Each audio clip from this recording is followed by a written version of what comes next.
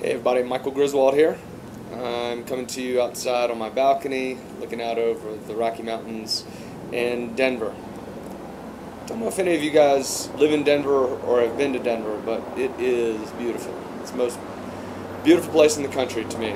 And since snowboarding season is coming up, it gets more and more beautiful. So, listen, I'm here to talk to you today about what it's like when broken up with your boyfriend or girlfriend, or they've broken up with you, and you're in that phase of, what do I do now, right? If you've ever been there, then you know what I'm talking about.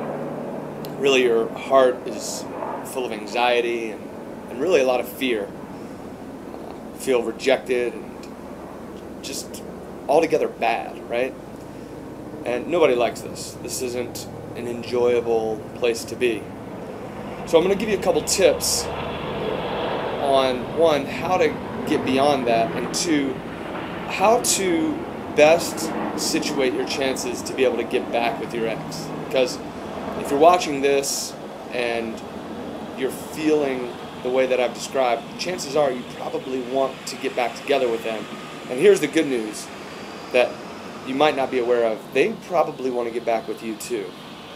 My experience has shown that most couples who have any kind of serious relationship, they want to get back with each other because there is that emotion there that was there from the beginning. It's just gotten kind of turned about along the way. So first, let's talk about how to make you feel better, because this is really about you, right?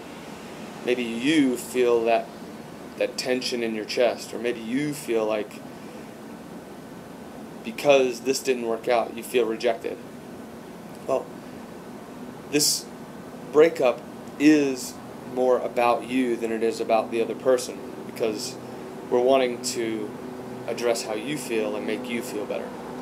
So, one idea that sounds very simple, but the effects proven in my own life and in the lives of those around me, the effects are amazing. And here's what you do. Start off your day with one simple phrase. Okay?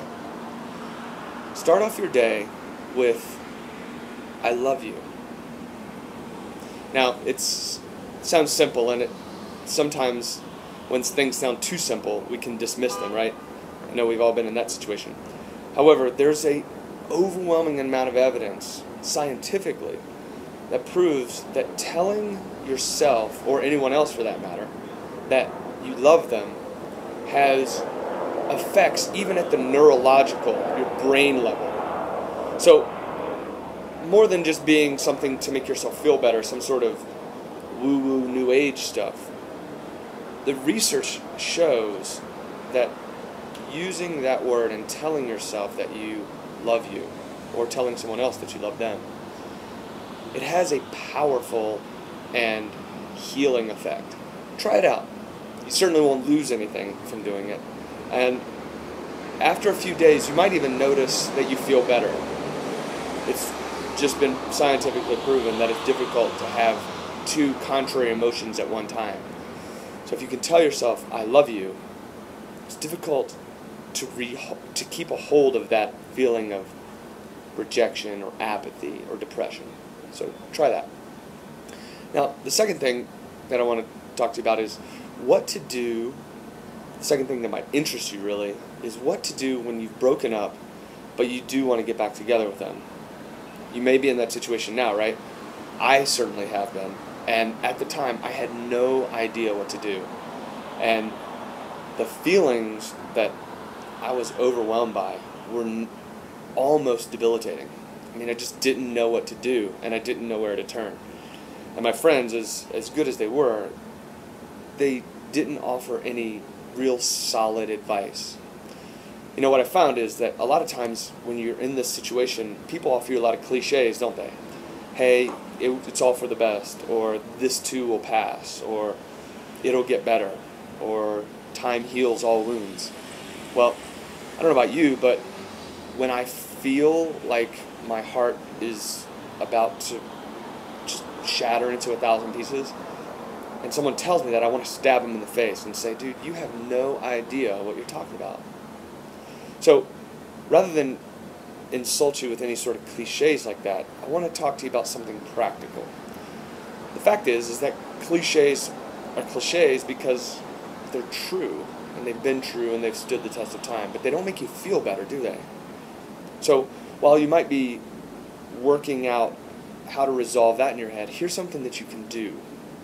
First, put a date on your calendar, a date that you think you can live up to. I'd recommend that it be 3 weeks, because research proves that our brains, the neurological pathways in our brains get reprogrammed after 3 weeks. So my recommendation is that you put a goal on your calendar 3 weeks from today, and circle that date as the next day that you will make contact with your ex-boyfriend or girlfriend. Now, I understand you think, dude, that's impossible, and it will feel that way at first, for sure. But if you can make this commitment to yourself, the effects are far-reaching and more than I have time to cover in this short video. But if you can put that date on the calendar 3 weeks from now, and in your mind give yourself that to look forward to, your brain subconsciously will work out the negative emotions, the despair, the anxiety, because our brains work according to goals. Here's the other benefit, is that having that date 3 weeks from now, you give your ex-boyfriend or girlfriend space, which is the number one thing to do to regain this relationship. You may have been in a situation before where you've talked to someone and they've been really pressurizing you, maybe in a sales pitch, right? The more they try to get you to buy something, the less you want to do it. Isn't that true? Our relationships with our romantic couples are no different. The more we press, the more we prod, the more we try to manipulate, the more the other person will back up. It's just human nature, isn't it? Well, the opposite is also true. The more you back up, and the more you give your relationship space to breathe, the more that the kindling can begin to be lit on fire again. So, a couple of quick tips. One, start off your day with, I love you, and whatever your name is. I start my day with, I love you, Michael Griswold, even sometimes when I don't feel it. And the effects are far-reaching. The second tip is, put down a date 3 weeks from now and make a commitment to yourself as best you can to keep that as the next time you'll get in touch with someone, get in touch with your significant other. You'll find that both of these tips will make you feel better, more confident, and more assured of yourself. Listen, one other thing, if this is helpful to you, if you can relate to this, I just read this book.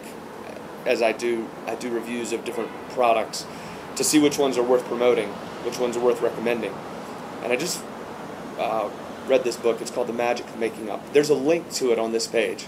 Now, in the interest of full disclosure, if you do click on that link and buy it, I do get paid. And I want you to know that so that you won't think that I'm trying to scam you. But whether you click on my link or you just go to the homepage yourself, if you've been feeling this way and you're in a breakup situation and you don't know what to do, check this book out. It will help you. It's beneficial. So, Michael Griswold signing off here in Denver, and whoever you are, wishing you the best and most authentic recovery of your situation. Cheers.